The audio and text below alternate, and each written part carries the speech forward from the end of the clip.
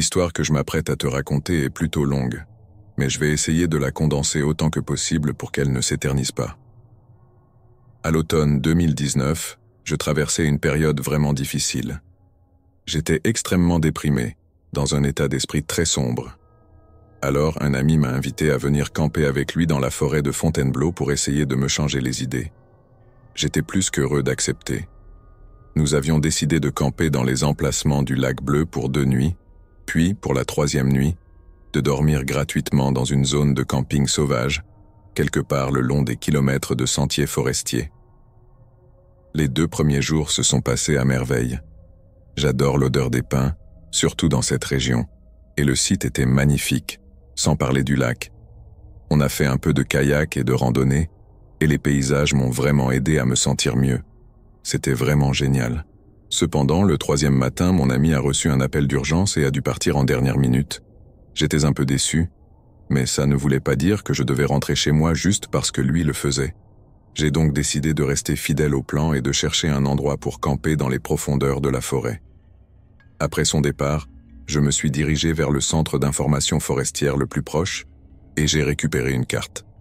Elle montrait les chemins forestiers de la région, avec des indications pour les routes et les sentiers. Après avoir repéré quelques pistes, j'ai pris la route en quête d'une nouvelle aventure.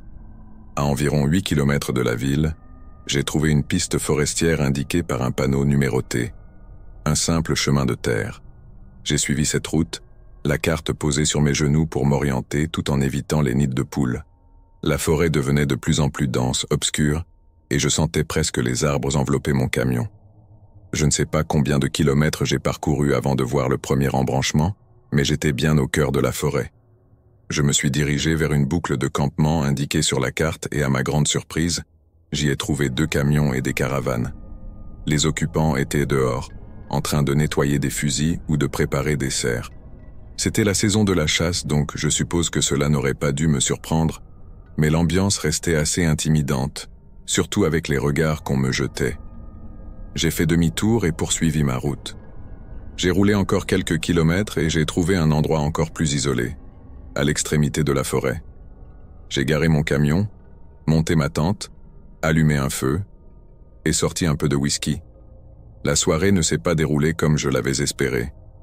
J'ai brûlé quelques lettres et je me suis laissé emporter un peu plus que prévu. J'ai mangé quelque chose, éteint le feu, et je suis allé dans ma tente pour jouer à ma console et me détendre. Je n'ai pas tardé à m'endormir, épuisé. Peut-être vers 1h du matin, j'ai été réveillé par des bruits de pas qui faisaient le tour de mon campement. Je suis assez habitué au camping, alors j'ai d'abord pensé que c'était un animal curieux, venu voir qui s'était installé sur son territoire sans permission. Je m'apprêtais à me rendormir quand j'ai entendu une toux basse et discrète. Là, j'étais complètement réveillé.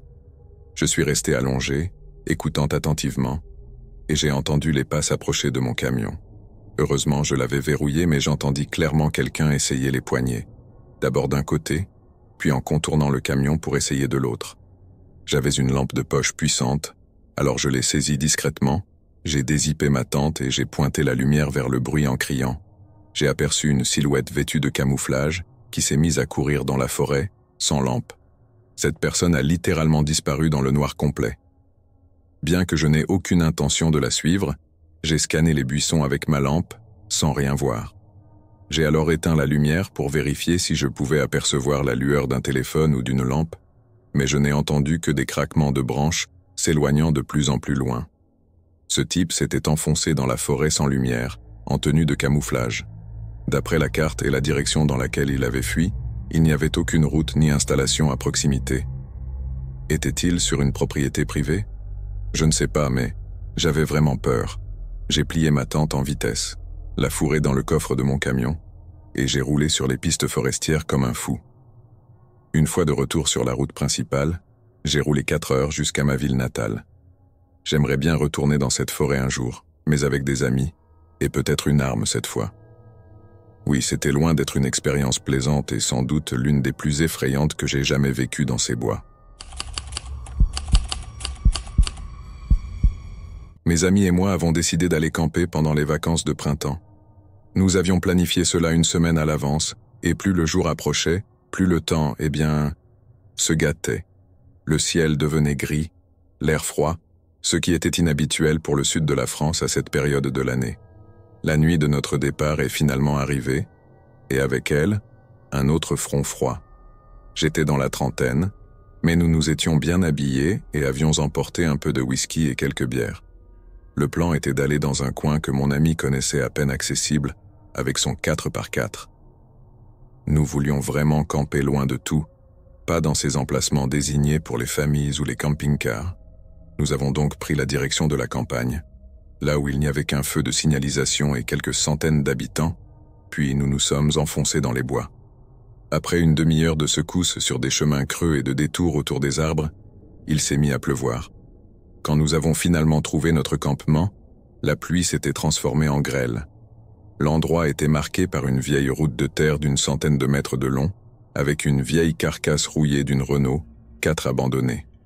Cette nuit-là, nous avons passé une bouteille en espérant réussir à monter nos tentes avant de devenir trop ivres. Finalement, nous y sommes arrivés et avons réussi à allumer un feu avec un peu de diesel. À ce moment-là, la grêle s'était arrêtée et la bouteille de whisky vide gisait brisée dans le feu.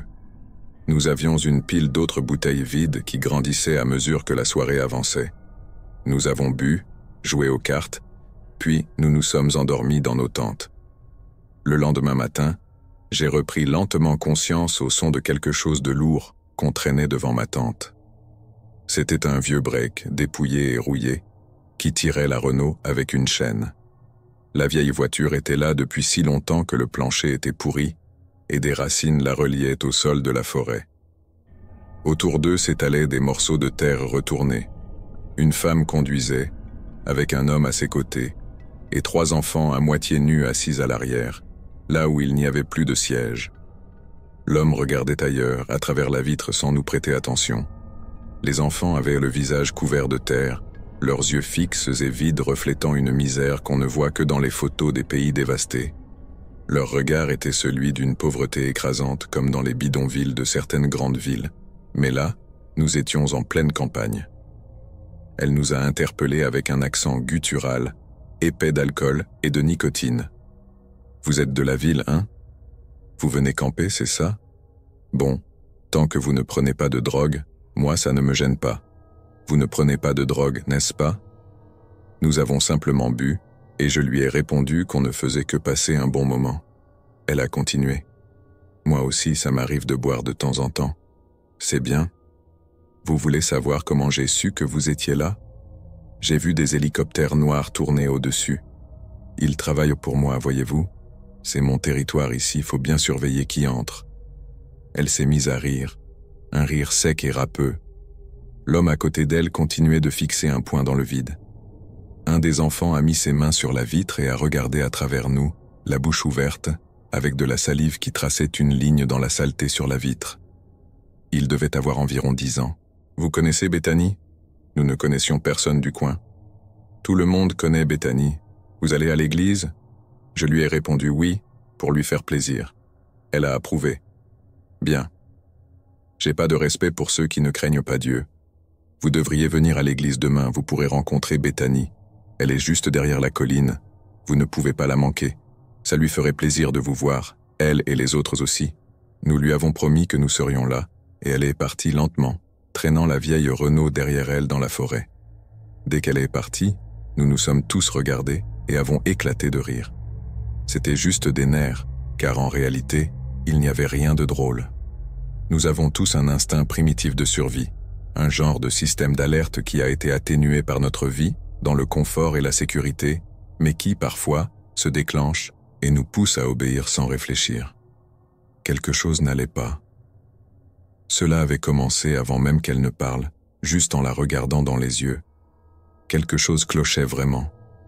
Les enfants, l'homme silencieux, son rire. Tout était étrange. Finalement, nous avons décidé de grimper sur la colline pour voir s'il y avait quelque chose de l'autre côté. Une fois au sommet, nous pouvions voir des kilomètres de forêt sans aucune trace de bâtiments, de clairières ou de routes, juste des arbres à perte de vue. Nous avons écourté notre séjour, rassemblé nos affaires et sommes partis avant midi. Je me souviendrai toujours de l'automne où la terreur s'est installée dans notre petite communauté de campagne. C'était une saison où l'air était vif et les couleurs éclatantes, mais également marqué par une horreur indicible. Je suis policier et j'ai déjà vu ma part de scènes de crime, mais rien ne m'avait préparé à ce que nous avons découvert derrière ce petit ensemble de boutiques familiales. C'était aussi l'année où ma fille a été élue meilleure lanceuse de balles molles dans toute la région. Pourtant, ce souvenir s'efface face à ce que nous avons vécu. La victime était un résident âgé de notre quartier, un visage familier dans notre petite communauté soudée. On l'a retrouvée baignant dans une mare de son propre sang, la tête si violemment frappée qu'elle en était méconnaissable. C'était un homme ordinaire, connu pour promener son chien chaque matin et pour passer souvent à la poste. Que quelqu'un ait pu le brutaliser de la sorte relevait de la folie pure, au-delà de tout ce que notre région avait connu. Le meurtrier avait même laissé l'arme du crime, un vieux poteau de boîte aux lettres, et avait frappé la victime au moins 30 fois avec une violence inouïe. La scène de crime était si brutale qu'elle a choqué même les policiers les plus aguerris. Le meurtrier avait une férocité qui semblait presque inhumaine. Les experts médico-légaux et les détectives étaient eux perplexes, et pour nous, policiers de terrain, il n'y avait pas le moindre indice sur la marche à suivre.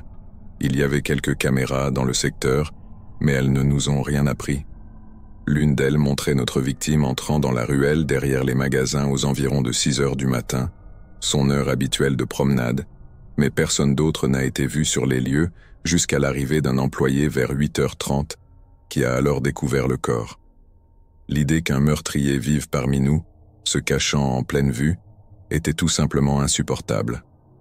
Nous avons travaillé sans relâche pour trouver des pistes, mais toutes menaient à des impasses. La victime n'avait ni ennemi, ni transaction louche, ni raison évidente pour laquelle quelqu'un lui en voudrait. C'était comme si le meurtrier avait frappé au hasard, nous laissant sans aucun indice. En tant que policier, j'ai déjà vu le pire de l'humanité, mais ce cas-là était différent. La violence pure et gratuite de ce crime était inédite. Le fait que nous n'avions ni piste ni suspect nous donnait l'impression de chasser un fantôme. Les jours suivants ont été un tourbillon d'activités alors que nous travaillions sans relâche pour résoudre l'affaire. Nous avons mis en place des périmètres de sécurité, interrogé les gens du secteur, fouillé chaque centimètre carré de la scène de crime, mais rien n'a fait surface. Aucune piste, aucun suspect, aucun motif. C'était comme si le meurtrier s'était évaporé. La pression devenait insoutenable, la communauté devenait anxieuse, et nous devenions de plus en plus désespérés. Nous avons commencé à examiner les perturbateurs connus du quartier, espérant trouver un lien quelconque avec le crime, mais chaque piste se révélait être une fausse piste. C'est lors d'un interrogatoire avec un jeune délinquant local, prénommé Alexandre, que nous avons eu notre premier indice. Alexandre était un fauteur de troubles bien connu, traînant toujours dans le quartier. Quand nous lui avons posé des questions sur le meurtre, il a dit quelque chose qui a attiré notre attention. C'est sûrement le type bizarre qui vit dans les murs.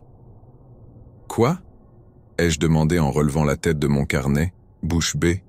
« On ne sait pas qui il est, mais il vit dans les murs du centre-ville, » a-t-il répété. Nous avons pressé Alexandre pour plus de détails, et en jouant la carte du bon et du mauvais flic, nous avons réussi à obtenir une description et une chronologie des faits. Apparemment, cet homme était devenu une sorte de légende urbaine pour les délinquants locaux. Il était arrivé au centre-ville un mois auparavant, comme sorti de nulle part, visiblement un vagabond. Il n'avait jamais demandé ni argent, ni drogue, ni même d'endroit où loger, comme s'il avait son propre plan en tête. Un soir, un groupe de jeunes avait décidé de l'intimider et de fouiller ses poches, mais il avait disparu en un éclair entre deux bâtiments, ce qui lui avait valu le surnom de « marcheur des murs ». En revoyant les enregistrements de surveillance, nous avons effectivement repéré une silhouette correspondant à la description. Son visage émacié et ses vêtements élimés étaient indubitables. Nous avons rapidement déployé une équipe pour le suivre, mais comme nous l'avait dit Alexandre, il semblait disparaître dans les airs. Nous avons fouillé la zone, mais sans aucune trace de lui, nulle part. Nous savions qu'il était là, caché quelque part. Alors, nous avons continué à surveiller et à attendre, dans l'espoir qu'il réapparaisse. Puis, juste au moment où nous étions sur le point de changer d'équipe, il est réapparu. Cette fois, nous étions prêts. Il semblait connaître chaque ruelle, chaque petite cachette du quartier. Malgré sa connaissance apparente de la zone, il marchait en cercle, comme s'il attendait quelqu'un ou quelque chose. Puis, aussi rapidement qu'il était apparu, il a de nouveau disparu, au même endroit. Un long bâtiment abritait 2 commerces, et de l'autre côté se trouvait une grande chambre froide extérieure pour une boulangerie du coin, avec un gros conteneur en acier verrouillé. Ma brigade a investi l'endroit, a illuminé chaque recoin avec des torches, et a retourné le lieu sens dessus-dessous. À notre grande satisfaction, nous l'avons trouvé, caché derrière le module réfrigéré, à un endroit où un petit trou dans le mur était assez grand pour qu'il puisse s'y glisser. Derrière ce mur se trouvait un conteneur poubelle, soi-disant verrouillé, mais en réalité la barre de fermeture était cassée, permettant à quiconque de l'ouvrir facilement. Ce passage caché expliquait comment il arrivait à disparaître. Nous avons découvert un campement rudimentaire qu'il avait aménagé dans des buissons de l'autre côté. Lorsqu'on l'a arrêté, il s'est révélé être un homme nommé Roger, récemment sans domicile fixe. D'après ce que j'ai compris, il était incroyablement intelligent, du genre qui réussit haut la main ses études, mais il souffrait manifestement de troubles mentaux, peut-être combinés à une dépendance. Roger se débrouillait bien pour un sans-abri et parvenait à survivre en déplaçant son campement dans différentes villes. Il utilisait ce passage pour suivre les gens du quartier et leur voler des objets, puis disparaissait à travers son petit trou derrière la chambre froide. Le matin du meurtre, notre victime avait acheté un billet de loterie à une station-service et avait gagné 20 000 $. Roger l'a croisé par hasard et, voyant le billet, a réagi en un éclair. Il a pris le poteau de boîte aux lettres et a frappé la victime pour lui voler son billet. Nous avons retrouvé le billet encore non réclamé dans la poche de Roger. Quand je suis retourné sur les lieux du crime le lendemain, c'était étrange de me tenir exactement au même endroit et de réaliser que Roger nous avait observés, cachés, pendant toute l'enquête. Il campe peut-être encore là-bas, mais cette fois en toute légalité derrière les murs d'une cellule. J'ai une histoire de voyage sur la route, mais elle est particulièrement étrange, car ce n'est même pas un voyage que je voulais faire au départ. À l'époque, la fille avec qui je sortais et moi traversions une mauvaise passe. Quand je dis mauvaise passe, je veux dire qu'on se disputait constamment et même, oui, qu'on se trompait mutuellement. Une situation toxique amplifiée par une consommation excessive d'alcool, vous voyez le tableau. Après une énième dispute, j'ai finalement décidé de partir. Mais le problème, c'est que je n'avais aucun endroit où aller. Nous venions de nous installer en ville, et après 6 mois à peine, nous avions rompu. Je n'avais donc pas vraiment eu le temps de me faire des amis sur qui compter pour m'héberger. Il me restait donc une seule option, charger toutes mes affaires dans mon taco et prendre la route pour un long retour chez moi. Un trajet de 19 heures que je prévoyais de faire en 2 jours. J'avais conduit pendant ce qui me semblait une éternité. L'interminable ruban d'asphalte s'étirait devant moi, se transformant en un véritable cauchemar sans fin. 8 heures plus tard, j'avais l'impression d'être coincé dans une sorte de purgatoire routier. Le soleil était depuis longtemps passé sous l'horizon, teintant le paysage désertique d'une lueur maladive. J'en venais même à douter de trouver un endroit où poser la tête. Peut-être que ce n'était pas une bonne idée de couper la route en 2 jours.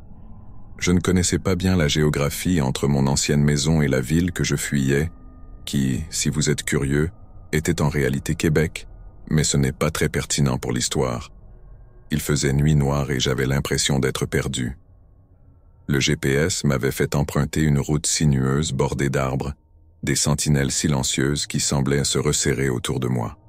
Un frisson me parcourut le dos alors que je réalisais que j'étais complètement seul, là dehors. Aucun véhicule ne m'avait croisé depuis des heures, et je n'avais vu âme qui vive depuis ma dernière halte pour de l'essence. La route était encore pavée, heureusement, mais c'était un modeste chemin à 2 voies, avec des panneaux tous les quelques kilomètres, beaucoup trop rudimentaire pour être une route principale. Pourtant, à ce stade, j'étais bien engagé et, pour une raison quelconque, je faisais confiance à mon GPS qui clignotait faiblement sur mon tableau de bord. Au bout d'un moment, le silence commença à me peser. J'ai allumé la radio, mais tout ce que j'entendais, c'était des grésillements. J'ai essayé de me concentrer sur la route, mais mon esprit vagabondait, hanté par l'étrange impression que j'étais observé. C'était probablement dû au contre-coup du manque de substance. Ma copine et moi étions accros à l'alcool, mais depuis que nous étions arrivés à Québec, on s'était aussi essayé à quelques drogues qu'on trouvait en ville. Alors que mon corps se détoxifiait, je me sentais nerveux et bizarre, avec une sueur continue qui perlait sur mon front. Cela ne faisait que quelques heures que j'étais en route, et déjà je sentais que je perdais pied. Les kilomètres se mélangeaient dans un brouillard de fatigue et d'ennui total. J'avais vu défiler des champs et des forêts pendant des heures, et je commençais à me demander si je reverrais un jour la civilisation. N'étant pas assez courageux pour m'arrêter au milieu de nulle part, j'espérais trouver un parc ou même un stationnement d'un supermarché dans la prochaine ville. À mesure que l'obscurité s'épaississait, un sentiment de terreur commença à s'infiltrer en moi. J'étais seul, vulnérable, et complètement à la merci de la route. Je me suis concentré sur le GPS, espérant qu'il me guiderait vers un endroit sûr et accueillant. Finalement, après ce qui m'a semblé une éternité, j'ai aperçu un panneau délabré annonçant que la prochaine ville était à une 50aine de kilomètres. Le problème, c'est que j'étais épuisé, au point de m'assoupir au volant et de frôler la sortie de route. Pris par la fatigue, l'émotion monta en moi. Je repensais à ce que je faisais réellement, forcé de retraverser le pays à cause d'une rupture douloureuse. Tout ce que je voulais, c'était dormir un peu. J'ai alors aperçu quelque chose par la fenêtre passager, un petit groupe de toits qui se profilait dans la forêt. Je m'approchais des premières maisons éparses en périphérie de la ville. Je ne pouvais plus rouler encore une 50aine de kilomètres, alors j'ai pris la décision de m'arrêter là. J'ai quitté la route principale, mes pneus crissant sur le gravier alors que j'avançais vers une petite clairière. Une cabane solitaire se dressait là, ses fenêtres vides et sa porte tordue. J'ai senti un frisson me parcourir l'échine. Je me suis arrêté et je l'ai contemplé un instant. Je n'avais pas prévu de bâtiment si près de la lisière de la forêt. Pourtant, elle était bien là, et, plus je la regardais, plus elle paraissait abandonnée. Après une hésitation, j'ai finalement coupé le moteur. Le silence était oppressant, lourd de cette sensation d'inconnu. Je n'étais pas du tout préparé pour ce genre de sortie en pleine nature, mais ce n'était que pour une nuit, alors je me suis dit que je ferais de mon mieux. N'étant pas très à l'aise dans mon véhicule, car je mesure près de 2 mètres, j'ai décidé de dormir dehors. J'avais emporté un hamac en nylon que j'utilisais depuis des années. Je l'ai accroché à un arbre en hauteur, de sorte que j'avais une vue dégagée sur les environs. Je me suis installé dans mon hamac, espérant trouver un peu de calme, mais l'atmosphère étrange de la forêt ne me lâchait pas. Puis, des bruits singuliers ont commencé. Au début, je pensais que c'était le vent. Ensuite, j'ai entendu des cliquetis et des grognements, des ratons laveurs. J'en avais déjà vu des tonnes dans la ville où je vivais avant, alors ils ne me faisaient pas vraiment peur. Mais le bruit se transforma. J'ai commencé à entendre des coups venant de l'intérieur de la cabane. Je me suis figé, terrifié, pensant que peut-être la cabane n'était pas vraiment abandonnée. Et puis, je l'ai vue. Une vieille femme, le visage ridé comme une carte, les yeux d'une intensité presque surnaturelle, boitant vers l'une des fenêtres. Elle se tenait là, fixant le sol, avant de se pencher à l'intérieur pour traîner un sac lourd à travers le seuil. Le son résonnait dans la clairière, glaçant. J'étais pétrifié, suspendu dans mon hamac, observant sans bouger. Elle s'est mise à distribuer des poignées de nourriture à toute vitesse. Les ratons laveurs se pressaient autour d'elle, leurs yeux brillants dans l'obscurité. Puis, elle a commencé à marmonner quelque chose. Une sorte de chant, une langue que je ne reconnaissais pas. Cela ressemblait à un charabia incantatoire, presque comme si elle lançait un sort. J'étais paralysé de peur jusqu'à ce que j'aie l'idée folle de siffler pour attirer son attention, espérant qu'elle comprendrait que je n'étais là que par accident. Elle s'arrêta brusquement et tourna son corps dans ma direction. Puis elle me siffla en retour, le même air que j'avais sifflé plus tôt.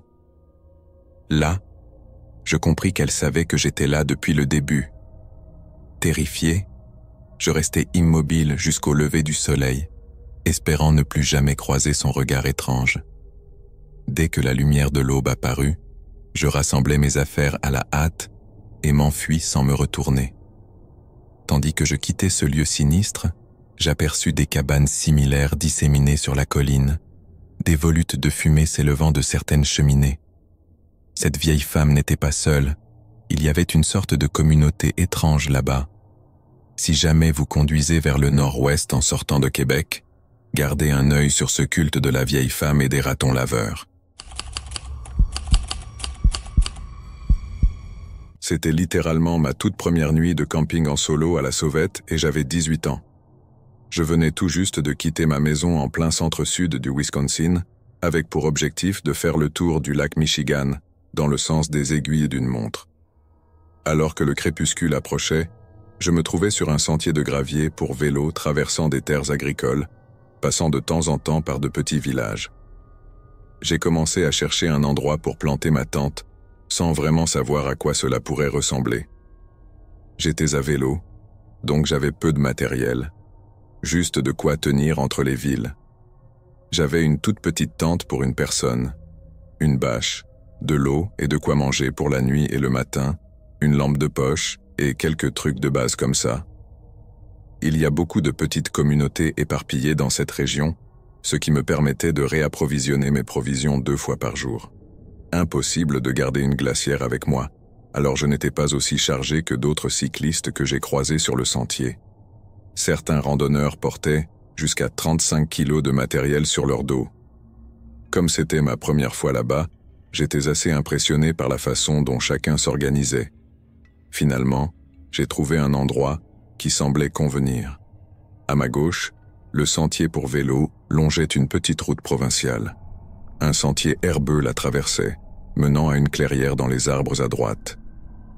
Il y avait là peut-être 8 remorques semi-remorques stationnées dans la clairière. Elles étaient recouvertes d'herbes folles, visiblement pas déplacées depuis des années, mais les chemins entre elles étaient bien entretenus. Je ne savais pas trop quoi penser de tout ça, mais j'ai vite trouvé une explication. Quelqu'un travaillait probablement sur les camions et avait besoin d'accéder aux cabines. Je n'imaginais rien de suspect. J'ai trouvé un coin où les remorques me cachèrent de la vue sous presque tous les angles et j'ai commencé à monter mon camp. Je n'ai même pas pris la peine de monter ma tente, me contentant de dérouler mon sac de couchage et de faire un petit foyer pour éloigner les insectes pendant que le soleil disparaissait. J'ai mangé un dîner très simple, dont je ne me souviens même plus exactement, et j'ai juste profité de l'environnement. On aurait dit un dépôt pour une entreprise de construction ou quelque chose du genre, avec de vieux matériaux et ses remorques à moitié démolies. En regardant à une trentaine de mètres, au-delà des arbres, je pouvais voir les lumières clignotantes de la prochaine ville, bien plus proche que je ne l'aurais pensé, peut-être 1 ou 2 kilomètres. Quand le soleil disparut complètement, j'ai sorti ma petite lampe électrique. Elle était minuscule mais puissante et me permettait de profiter du lieu un peu plus longtemps. Je savais qu'une fois que je l'éteindrais, je m'endormirais en quelques minutes, conséquence naturelle d'être sur la route. Il y a quelque chose d'infiniment humain à être dehors sous les étoiles, à éteindre le reste du monde quand le soleil se couche. Je laissai le feu s'éteindre, n'ayant pas envie de le maintenir toute la nuit pour pouvoir repartir facilement au matin. 1 heure plus tard, le foyer s'éteignit en fumant et je me sentais prêt à dormir. Peu après m'être allongé, une drôle de sensation s'installa en moi, un sentiment étrange, à mi-chemin entre l'amusement et un léger malaise. Comme je l'ai dit, je trouvais ces remorques un peu bizarres, mais je ne me sentais pas menacé. L'obscurité s'étendit sur mon camp, épaisse, presque étouffante. Je me sentais petit là-dessous et incroyablement seul. Ce n'était pas ma première nuit en camping, mais c'était la première où je commençais vraiment à ressentir le manque de la maison, avec des inquiétudes qui se glissaient peu à peu en moi. Je venais juste de m'assoupir quand un bruit me tira complètement de cette ambiance. Le grincement d'une vieille charnière, suivi d'un bruit sourd. J'attendis, puis j'entendis des pas descendant l'échelle d'une des cabines, s'écrasant dans l'herbe en dessous. Impossible de vous décrire la panique qui me gagna alors. Mes bras et mes jambes se figèrent, mon corps refusait de respirer. Chaque fibre de mon être voulait hurler, mais mes poumons étaient vides. Par chance, l'homme toussa et se racla la gorge, puis cracha le plus gros glavio que j'ai jamais entendu. Il fit quelques pas encore, puis je l'aperçus sous la remorque, à peut-être une dizaine de mètres de moi. Il s'arrêta, déboutonna son pantalon et commença à uriner, un filet luisant sous la lumière de la lune. Je l'observai pendant presque une minute, alors qu'il se couvrait les chaussures de son urine. À ce moment-là, je ressentis une terreur absolue. Ce type était dérangé, complètement psychotique. Ce détail en disait long sur lui. L'homme contourna la remorque et s'avança vers les bois en direction de la ville. Je compris alors, c'était un sans-abri, probablement en route pour mendier de l'argent ou chercher de quoi se nourrir. Après quelques minutes sans autre bruit, je décidai que c'était le moment de partir. À la lueur de ma lampe frontale, je démontai mon camp en un temps record, rechargeai mon vélo et repris le sentier. 1 ou 2 kilomètres plus loin, je trouvai un endroit bien plus sûr pour camper, mais je n'ai presque pas dormi cette nuit-là. J'ai roulé jusqu'à ce que je sois littéralement juste à la sortie de la ville et montai un camp discret derrière la première station-service que j'aperçus en périphérie. Je crois que c'était un marché express. Les lumières du parking me rassuraient un peu, et même si je ne dormis pas beaucoup, je me sentais en sécurité. Je ne revis jamais ce type, et je suis bien content qu'il ne m'ait pas découvert. Franchement, je ne sais même pas comment il a pu m'éviter, moi qui avais fait du bruit en montant le camp et allumé un feu. Cette rencontre étrange me revint en mémoire quelques années plus tard, quand je partis pour un périple d'environ 7 mois et 8000 kilomètres à travers l'Ouest américain, principalement en camping sauvage. Un des aspects à garder en tête dans ce genre de voyage, c'est que la forêt ne vous offre pas des nuits calmes. Les premières semaines, je pris goût au bourdonnement constant des criquets et des grenouilles, ou parfois au murmure d'un ruisseau voisin. Cela faisait partie du charme de mes nuits en plein air. Il n'était pas rare non plus d'entendre les jappements et hurlements de coyotes au loin. Une nuit, j'ai même campé entre 2 chouettes qui se répondaient pendant des heures. Environ 1 mois et demi après le début de ce voyage, je campais dans les montagnes rurales de l'ouest du Montana. Pour ceux qui ne connaissent pas, certaines régions du Montana sont parmi les plus reculées des États-Unis. Cette nuit-là, j'étais caché dans des arbres en bordure d'un village. Quand j'éteignis ma lampe et m'allongeai, je fis une constatation troublante. Il n'y avait pas un seul grillon ni crapaud, aucun coyote ni chouette, et même l'air était immobile, sans un souffle pour agiter les feuilles sèches de début d'automne encore accrochées aux branches. C'était le silence total, et cela me glaça le sang. Puis, une silhouette massive surgit d'une clairière voisine. C'était un ours grizzly, reniflant et grattant le sol. La bête était encore à une quinzaine de mètres de moi, mais elle paraissait énorme, se balançant de gauche à droite en marchant. Elle me regarda brièvement, avant de reprendre son chemin. J'appris le lendemain que cet ours était un habitant du coin, connu pour venir régulièrement se servir dans les poubelles de la ville. Quand j'arrivai en ville, je vis des détritus partout, des gens en train de nettoyer en pestant contre l'ours. J'ai ri en me disant que j'étais le dernier de ses soucis. Ce voyage m'a confronté à de nombreuses rencontres étranges. Une nuit, dans une auberge, je partageais la chambre avec 2 inconnus. L'un ronflait à en faire trembler les murs, et l'autre, au-dessus de moi, parlait dans son sommeil. Il marmonnait des choses de plus en plus inquiétantes, répétant un prénom féminin, puis murmurant des paroles violentes. Le matin, il était tout sourire, impossible de croire qu'il était capable de telles horreurs dans son sommeil. Depuis, j'évite de partager des chambres avec des inconnus. Voilà, on peut me considérer comme un amateur de sensations fortes, car je continue à pratiquer ce genre de camping discret jusqu'à aujourd'hui. Quand j'étais enfant puis adolescente, j'ai vécu une expérience vraiment étrange en pleine forêt. Je ne suis toujours pas certaine de ce qui s'est réellement passé, si c'était une sorte d'entité ou bien autre chose, mais j'espère que quelqu'un pourra m'éclairer un jour. Je suis une fille et à cette époque j'avais environ 12 ans. L'un de mes meilleurs amis, qu'on va appeler Alex, devait en avoir 10. Le père d'Alex avait acheté une grande parcelle de forêt, située à environ 100 km de la ville où nous vivions au Québec. Toute la propriété était en pleine forêt. Quand sa famille a acquis ce terrain, ils ont défriché juste une petite partie pour y construire la maison, mais tout le reste était resté sauvage. Un véritable sanctuaire forestier. Leur propriété était coupée en deux par un chemin de terre. En le suivant sur plusieurs kilomètres, on pouvait rejoindre quelques maisons, mais la nature y régnait de manière très différente selon le côté où l'on se trouvait. Sur le côté droit, là où se trouvait leur maison, la forêt était claire et lumineuse, avec de douces collines, un lieu vraiment agréable. Mais de l'autre côté du chemin, l'ambiance changeait complètement. Là, il y avait un fossé profond d'environ 2 mètres, qui menait ensuite à une colline très abrupte et étonnamment moussue. De l'autre côté de cette colline, la forêt dégageait une ambiance oppressante, presque sinistre. Les arbres, des conifères très sombres aux troncs presque noirs, semblaient dépourvus de toute vie plus légère. L'ascension de la colline nous effrayait toujours un peu, alors nous la tentions rarement.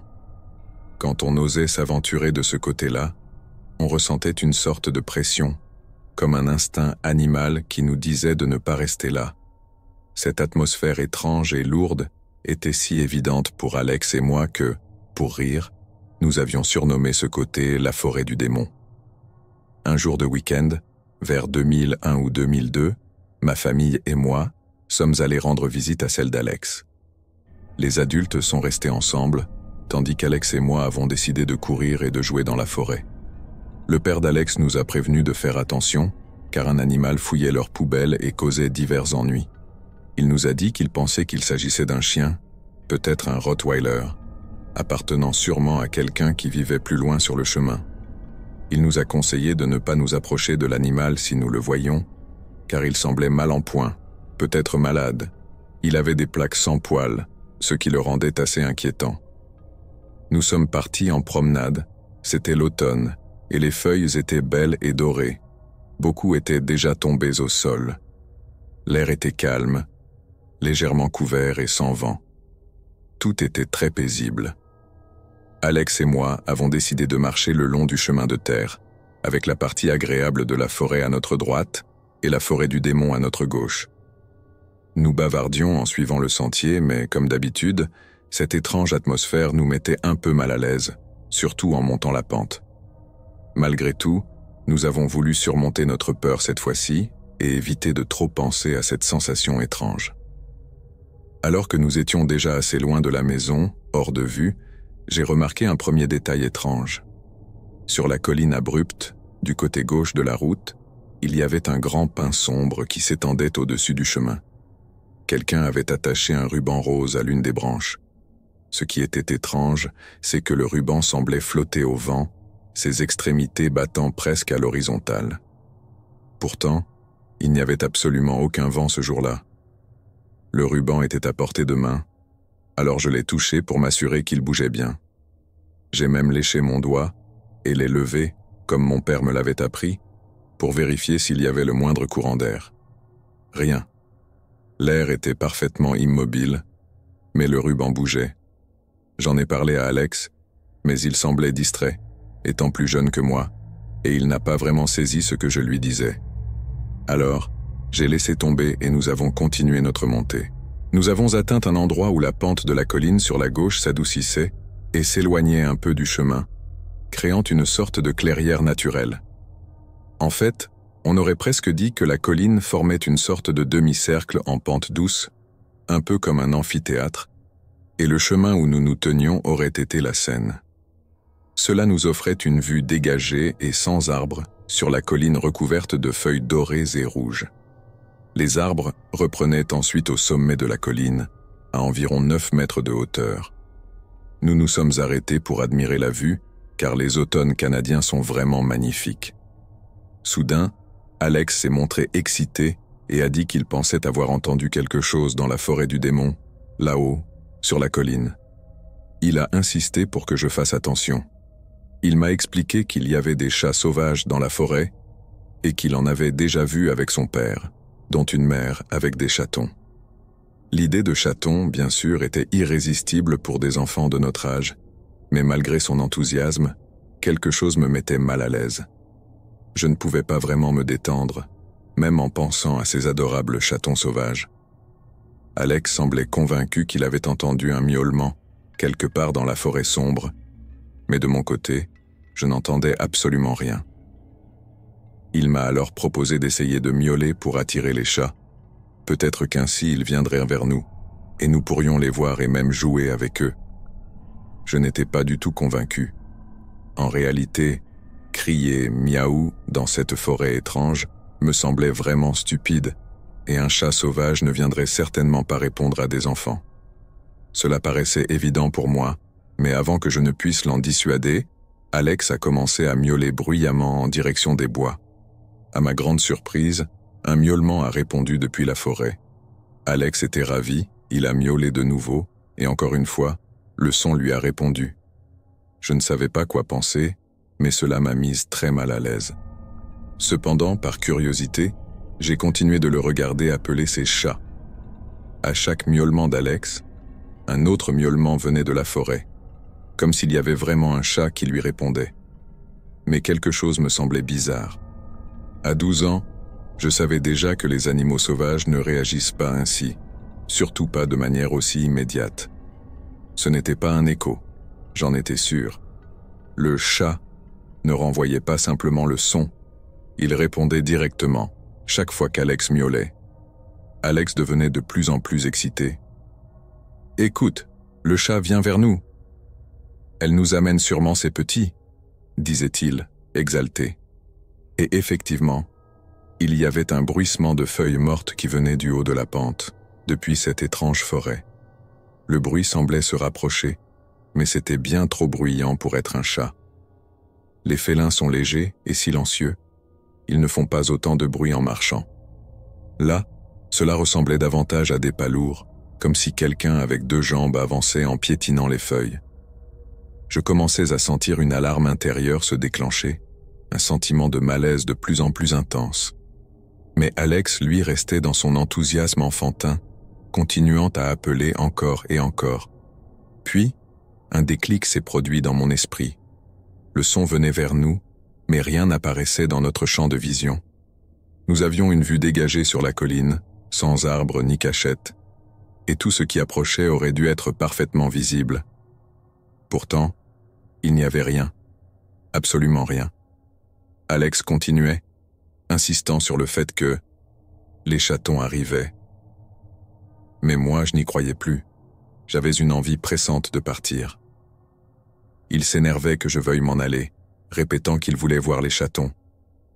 J'étais en pleine panique intérieure, et mon instinct de survie se manifestait. Nous étions complètement exposés, comme sur une scène de théâtre, à ce quelque chose qui se rapprochait de plus en plus. Puis soudain, j'ai entendu un halètement très fort juste à mes pieds. Sur le coup, j'ai juste été surprise car à la maison, nous avions un husky et je connaissais bien ce genre de bruit près de moi. Mais rapidement, une terreur absolue m'a envahi. Mon chien n'était évidemment pas ici. Ce halètement venait d'un autre animal, un gros chien, et il devait se trouver juste à mes pieds. Paniqué, j'ai baissé les yeux, prête à sauter en arrière, mais il n'y avait rien. Pourtant, le souffle était là, clairement audible. J'ai fait un tour complet, observant tout autour en criant « Mais d'où ça vient ?» Il n'y avait rien, absolument rien. Le bruit était bien présent, comme si quelque chose respirait juste à côté de moi.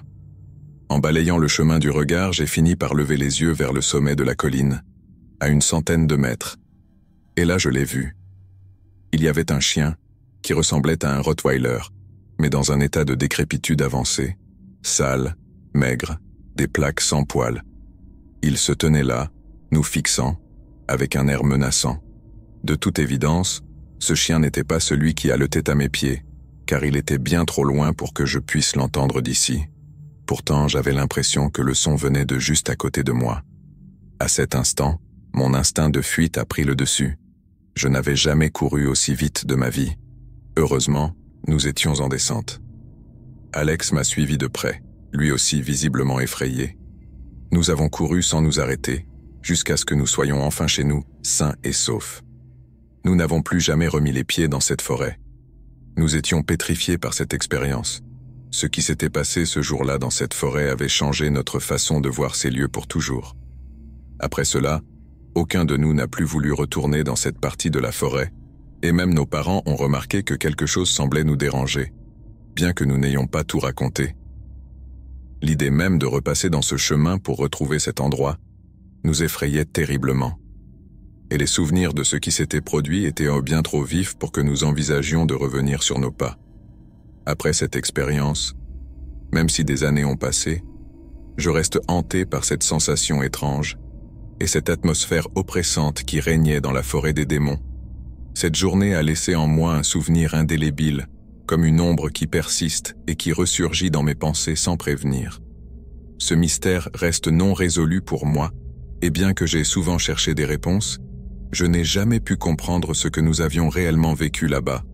En grandissant, j'ai essayé de rationaliser cette rencontre, de me convaincre que c'était notre imagination d'enfant ou le fruit d'un simple malentendu.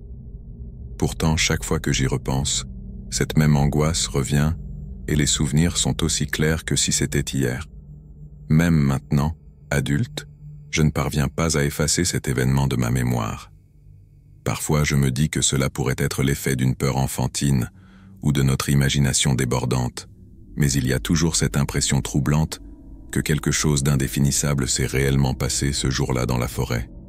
Cette expérience me hante, comme un mystère que je n'ai jamais réussi à élucider, un chapitre ouvert qui refuse de se refermer. Je me suis souvent demandé si d'autres personnes avaient vécu des choses similaires dans cette région, s'il existait d'autres témoignages de rencontres étranges ou d'expériences inexplicables. Peut-être y avait-il une raison pour laquelle cette forêt nous semblait si inquiétante, comme si elle abritait quelque chose que nous, enfants, ne pouvions pas comprendre. Depuis ce jour, la simple idée de m'aventurer seul dans les bois me met mal à l'aise, et je préfère largement éviter les endroits isolés ou trop silencieux. Même si je ne saurai probablement jamais ce qui s'est réellement passé ce jour-là, je me console en pensant que nous avons eu la présence d'esprit de partir rapidement, de suivre notre instinct. Cela me rappelle que parfois nos intuitions sont là pour nous protéger, même si nous ne pouvons pas toujours en comprendre les raisons. Je n'oublierai jamais l'automne où la terreur est arrivée dans notre communauté de banlieue. C'était une saison d'air vif et de couleurs vibrantes, mais aussi d'horreurs indescriptibles. Je suis un policier, j'ai vu ma part de scènes de crime, mais rien n'aurait pu me préparer à ce que nous avons trouvé derrière ce groupe de magasins familiaux. C'était la même année où ma fille a remporté le championnat d'État en tant que lanceuse de l'équipe de softball, mais ce souvenir passe au second plan. Malheureusement, la victime était un résident local plus âgé, un visage familier dans notre communauté soudée. Il a été retrouvé allongé dans une mare de son propre sang, sa tête avait été battue au-delà de toute reconnaissance. Ce type n'était qu'un Joe ordinaire de la ville, connu pour promener son chien le matin et traîner autour du bureau de poste. Ce genre de choses pour quelqu'un de le brutaliser de cette manière était tout simplement insensé pour notre district. Ils ont même laissé l'arme du crime, qui était un vieux poteau pour une boîte aux lettres. Ils l'ont ramassé et ont frappé ce type au moins 30 fois. La brutalité de la scène du crime était choquante, même pour un vétéran chevronné comme moi. Le tueur avait cette férocité qui semblait presque... Les enquêteurs et les policiers se grattèrent la tête, mais nous, les gens de la patrouille, n'avions aucune idée de par où commencer. Il y avait des caméras dans la zone, mais rien de vraiment utile. L'une d'elles a filmé notre victime entrant dans la zone derrière les magasins vers 6 heures du matin, l'heure normale à laquelle il marche. Elles n'ont montré personne d'autre entrant ou sortant de la zone jusqu'à l'arrivée d'un employé vers 8h30, heure à laquelle le corps a été découvert. Celui qui a tué ce type n'a jamais quitté la zone ou est sorti par un autre moyen. Je me souviens que certains gars dans le vestiaire disaient que les extraterrestres l'avaient fait. Lorsque la nouvelle du meurtre s'est répandue, notre communauté a été secouée jusqu'à ses fondations. Les gens étaient effrayés et à juste titre. L'idée qu'un meurtrier vive parmi nous et se cache à la vue de tous était tout simplement insupportable. Nous avons travaillé sans relâche pour trouver des pistes, mais chaque avenue que nous avons explorée semblait aboutir à une impasse. La victime n'avait aucun ennemi connu, aucune affaire louche, aucun motif apparent pour l'attaque. C'était comme si le tueur avait frappé au hasard, nous laissant sans rien sur quoi nous appuyer. En tant que policier, j'ai vu le pire de l'humanité. Mais cette affaire était juste différente. La brutalité pure du crime et la violence insensée, c'était comme si je n'avais jamais rien vu auparavant, et le fait que nous n'avions aucune piste. Aucun suspect, c'était presque comme si nous chassions un fantôme. Les jours qui ont suivi ont été un flou d'activités, alors que nous avons travaillé sans relâche pour résoudre cette affaire. Nous avons mis en place des périmètres, interrogé les gens dans la zone, avons fouillé chaque centimètre de la scène du crime à la recherche d'une sorte de preuve. Mais rien n'est apparu, aucune piste, aucun suspect, aucun mobile. C'était comme si le tueur venait de disparaître dans les airs, les caméras. Les questions, rien de tout cela n'a donné de résultat. Nous étions en train de nous noyer dans les 72 heures et le conseil municipal commençait à nous souffler dans le cou. Un échec d'enquête aurait probablement un impact sur notre budget pour l'année prochaine. Ou du moins c'était la rumeur. On avait l'impression que nos vies s'effondraient sur nous à mesure que la communauté grandissait. Agités, nous sommes devenus de plus en plus désespérés. Nous avons commencé à enquêter sur des fauteurs de troubles connus, en espérant trouver un lien avec le crime. Mais chaque piste se terminait par une impasse. Les détectives et les officiers travaillaient sur l'affaire et étaient effrayés, Nous étions tous à cran, irritables, frustrés. C'est jusqu'à ce que nous interrogeons ce jeune voyou nommé Alex que nous avons eu notre première piste. Il était un fauteur de troubles connu qui provoquait toujours du grabuge dans le quartier depuis aussi longtemps que quiconque puisse s'en souvenir. Quand nous l'avons interrogé à propos du meurtre, il a dit quelque chose qui a fait dresser nos oreilles. C'est probablement le bizarre qui vit dans les murs. Il a dit avec un haussement d'épaule. « As-tu dit que je lui ai demandé ?» Je me souviens avoir levé les yeux de mon bloc-notes avec une mâchoire relâchée. Nous ne savons pas qui il est, mais il vit dans les murs du centre-ville. Il a dit encore une fois, « Qu'est-ce que ça veut dire? Qu'est-ce que ça veut dire? Je ne sais pas, mec, il est comme impossible à suivre. » Nous avons essayé de l'agresser une nuit, mais il nous a perdus au coin de la rue, où au même endroit ce type a été tué en fait, derrière le lieu du petit déjeuner. Alex a expliqué, « Ok, donc tu dis qu'il y a un homme qui peut traverser les murs dans la zone de notre enquête pour meurtre. » J'ai clarifié, ça sonnait comme beaucoup pour moi. Ouais, c'est tout ce qu'il a dit. Eh bien, à quoi il ressemble soudainement? Alex a perdu tout intérêt et ne voulait plus autant parler. Alors mon partenaire et moi l'avons un peu pressé. Nous avons fait la routine du bon flic, du mauvais flic, et il n'a pas fallu longtemps avant que nous ayons une description complète de la chronologie et des heures d'activité. Il s'est avéré que ce type était apparemment une sorte de célébrité pour les perdants locaux. Il était apparu au centre-ville un mois auparavant. Apparemment au hasard. C'était définitivement un vagabond d'une certaine sorte. Il n'a pas demandé de drogue, d'argent ou même d'alcool, pas même un endroit où loger. Il semblait avoir son propre agenda, et c'est à ce moment-là que certains des enfants du coin ont décidé qu'ils allaient lui botter le cul et voir ce qu'il y avait dans ses poches. C'était la même nuit où il a disparu entre ces bâtiments, gagnant le surnom de Wall Walker. Il était apparemment sans abri. On l'avait vu fouiller les poubelles et les bennes à ordures en regardant les images de la région. Nous avons en fait eu quelques confirmations sur des personnes similaires, avec un comportement similaire. Nous avons réorienté notre enquête en nous concentrant sur la recherche de cet individu mystérieux. Ce fut un énorme soulagement, non seulement pour le département mais pour tous les résidents de notre communauté. Nous avons mis en place une surveillance près de la scène du meurtre dans l'espoir d'apercevoir ce mystérieux inconnu. Puis, quelques heures plus tard, nous avons eu notre premier coup. Une silhouette correspondante à la description est entrée en vue. Son visage émacié et ses vêtements assortis étaient indubitables. Nous avons rapidement mobilisé l'équipe pour le suivre, mais comme le gamin nous l'avait dit plus tôt, il a semblé disparaître dans les airs. Nous avons fouillé la zone, mais il n'y avait absolument aucun signe de lui nulle part. Nous savions qu'il devait être ici, même si je pouvais le sentir dans mes tripes, mais c'était aussi pour cela qu'il était connu. Alors nous avons continué à regarder, nous avons attendu en espérant qu'il ferait une autre apparition, puis à nouveau, juste au moment où nous étions sur le point de plier bagages, de changer de car avec l'équipe entrante, il est réapparu, mais cette fois, nous étions prêts.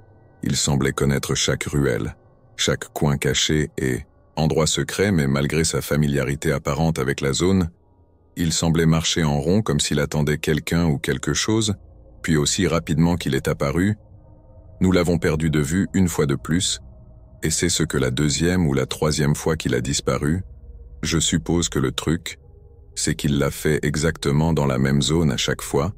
Il y avait un long bâtiment qui contenait deux entreprises différentes, et en face de cela se trouvait un grand extérieur chambre froide pour The Breakfast Place, grand conteneur en acier verrouillable, puis le mur du bloc central derrière celui-ci qui s'étend sur toute la longueur de l'allée. Ils ont convergé pour rejoindre une deuxième entreprise dans un bâtiment séparé. Juste beaucoup de petits espaces et espaces. Mon équipe est descendue dans cette zone, l'a éclairée avec toutes sortes de lampes de poche, a retourné l'endroit et, à notre grande joie, nous avons trouvé cet homme derrière l'unité de refroidissement où se trouvait le mur du bloc central. Il y avait ce petit trou en bas, juste assez d'espace pour que ce type puisse passer à travers. À l'arrière de ce mur se trouvait une benne à ordures, qui semblait être verrouillée mais qui n'était en fait pas, la barre de traction était cassée. Donc n'importe qui pouvait l'ouvrir. Cela expliquait la disparition de ce type. Alors que nous continuions à explorer le terrain, nous avons découvert qu'il avait un camp complet installé là-bas, caché dans des buissons de l'autre côté. Il semblait qu'il passait la moitié de son temps à se cacher dans la benne à ordures, l'autre moitié à se détendre dans le camp extérieur. Après que nous l'ayons arrêté, nous aurions l'histoire complète. Son nom était Roger, et il a récemment été déplacé pour une autre raison. Ma conclusion était un malaise mental général. Roger était intelligent comme un major de promotion intelligent, mais marchait aussi main dans la main et avec une maladie mentale ou une dépendance à la drogue, peut-être même les deux. Il était trop intelligent pour son propre bien. Donc après quelques années de travail normal, la vie après l'université, Roger a fini par devenir fou et a juste erré. Après cela. Le truc, c'est qu'il était assez débrouillard, en raison de son QI. Il s'en est plutôt bien sorti en se déplaçant dans le Midwest. Ce qui s'est passé ce matin-là était autre chose. Bien que Roger ait atterri en ville. Pas par conception, mais par pur hasard, il faisait de l'autostop. Ils ont décidé qu'ils en avaient assez de lui dans notre quartier du centre-ville. Alors à partir de là, Roger a emménagé, a essayé de trouver toutes les opportunités qui pourraient se présenter, et alors qu'il s'attardait dans les ruelles sombres, il a trouvé ce trou et cette benne à ordures et a commencé à construire son petit camp de leurre. Il utilisait le laissez-passer secret pour suivre les locaux et essayer de les voler, puis disparaissait par ce petit trou qu'il avait tant qu'il ne le voyait pas passer derrière l'unité de refroidissement. Le boîtier électrique de la glacière a fait un superbe travail pour couvrir les 2 blocs manquants. Roger avait rencontré notre victime après avoir vécu au centre-ville pendant une semaine ou 2, mais ce matin-là, quelque chose s'était produit. La victime avait apporté un ticket à gratter d'une station-service ouverte 24 heures sur 24, et il s'est avéré qu'elle avait gagné 5 000 $. Il se promenait, complètement incrédule, se parlait à lui-même à voix haute en agitant la carte. C'est à ce moment-là que Roger s'est approché de lui. La victime a continué à parler de sa bonne chance en errant derrière le restaurant pour commencer son voyage de retour. La rapidité de réflexion de Roger lui a fait saisir le courrier et faire un coup de tête à la victime pour qu'il puisse mettre la main sur ce billet de loterie. Nous l'avons trouvé dans sa poche avant droite, il n'a toujours pas été échangé. Il attendait probablement que tout se calme avant d'essayer de récupérer l'argent. Je suis retourné sur les lieux du meurtre le lendemain et c'était juste déconcertant de me tenir là, exactement au même endroit qu'avant. De regarder par-dessus et de voir le haut de la benne à ordures de l'autre côté de ce mur. Roger s'était caché à la vue de tous, ce qu'il appelait un camping urbain pendant toute l'enquête. Combien de fois avons-nous tourné en rond autour de lui là-dedans, alors qu'il regardait par les interstices et les trous de rouille, respirant et attendant juste que nous passions à autre chose. Il campait là-bas depuis 1 mois, nous n'en avions aucune idée. Je suis toujours au département aujourd'hui, mais je n'ai jamais vu un autre cas même proche de celui-là. Je suis également reconnaissant qu'il ait fallu une observation de Crackjack pour résoudre cette affaire et qu'elle ne se soit pas avérée plus néfaste. Roger purge toujours une peine aujourd'hui et le sera dans un avenir prévisible.